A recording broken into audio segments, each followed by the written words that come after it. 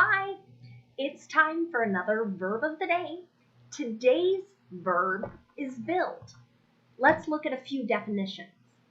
The first definition is to construct something by putting parts or material together over a period of time.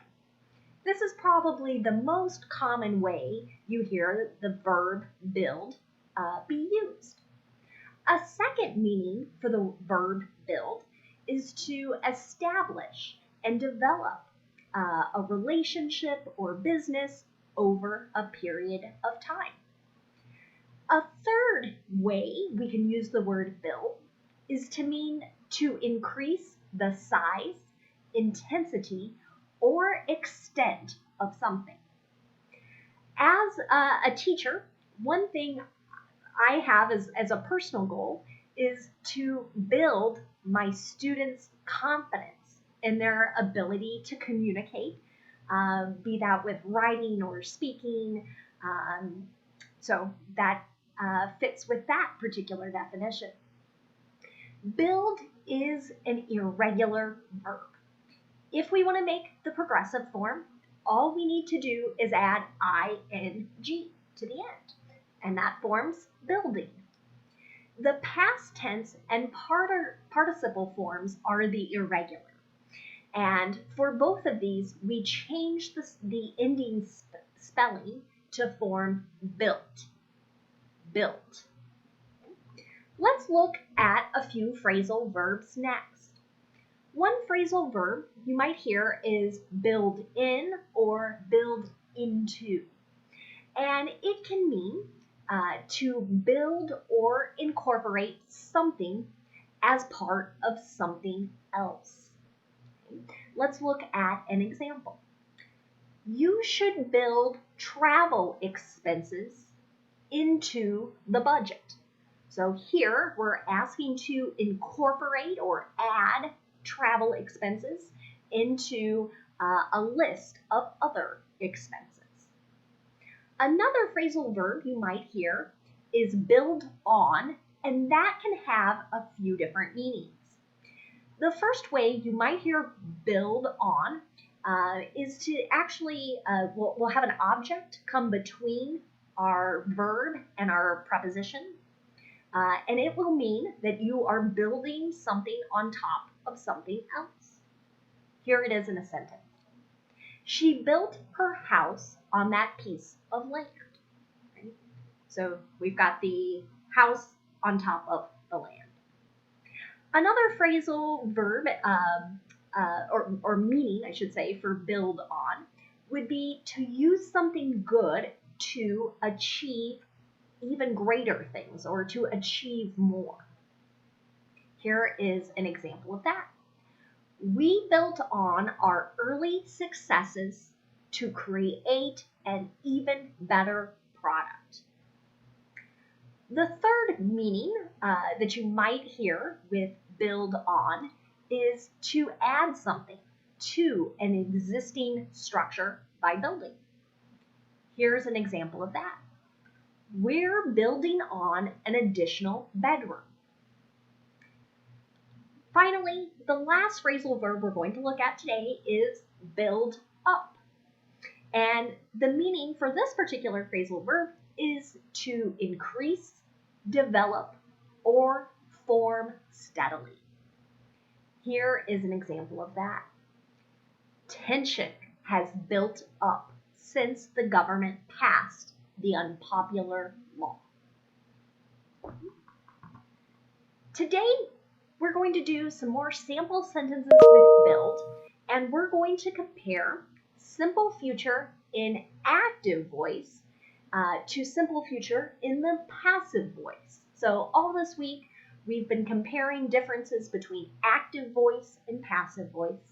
One of the things you should remember with active voice is we know the person or thing that is doing the action or that is responsible for the action. In passive voice, we might not know that. Instead, we're really focused on the thing or people that are receiving the action. Okay? So we're going to look at how we make a simple future sentence in the active voice using will. You might remember there are a few different ways to express future tense in English, but today we'll just focus on using will. And what's nice about this is our form will never change based on the subject. So whether it's singular or plural, it's going to be the same. We're going to use will and our base verb. Okay? Here is an example of an active voice sentence with build. The city will build a new park in 2021. Okay? So here we know who is responsible for the action of building. It's the city. But when you're reading a newspaper, you might see a sentence that looks a little more like our passive voice. Okay? Let's look at that sentence. A new park will be built in 2021. So to make passive voice and express a future action, we're going to use will, be, and then the participle form of the verb. So that's how we come up with that sentence. If we want to talk about negative, we're going to have to incorporate not into our sentence. And you might remember the contraction for will not is won't. So let's look at the active voice example with that. The college won't build a residence hall anytime soon. Okay? So there we have our will not build. Okay? But again, maybe in a report or a newspaper article, you might see a discussion about this. And since it's sort of implied, the residence hall belongs to the college, they might leave out that subject actor and instead use passive voice. So here's how we could make passive a negative sentence in the passive voice expressing a future action. A residence hall won't be built anytime soon. Finally, let's look at how we make questions. In active voice, we're going to start with will, then our subject, then the base verb. Will they build the bookshelves into the wall?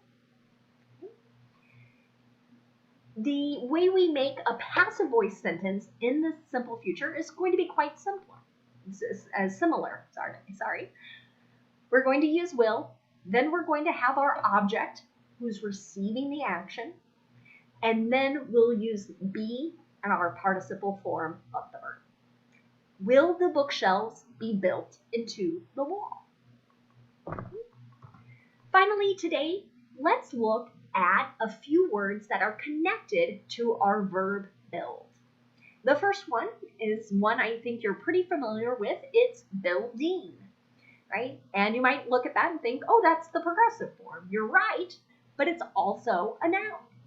This is any permanent enclosed construction that's on a piece of land. Right? And so we think of something having walls, a roof, maybe windows that will constitute some type of building. Here, that word is being used in an example sentence. There are 4 new buildings on Main Street. Okay? Another word you might hear is builder. This is a noun as well, and it's a person who constructs buildings. Here it is in a sentence. The builder said construction would be completed in May. Finally, we're going to end with an adjective. You might hear or see something advertised as being pre-built. Okay? What this means is we're describing something that is constructed or is assembled before being moved to its place where it will remain. Okay? So another word you might hear connected to this is prefabricated. It's going to have the same meaning. And I think it might make sense if we look at the example sentence. They bought a pre-built shed from the home improvement store. So what's unique or different perhaps about this, everything is assembled, right? They can take it and install it at their home. That's different than if they had purchased material and then built it at their home. That's why we have this word pre-built. Thanks so much for watching today's video. I hope you have a great day.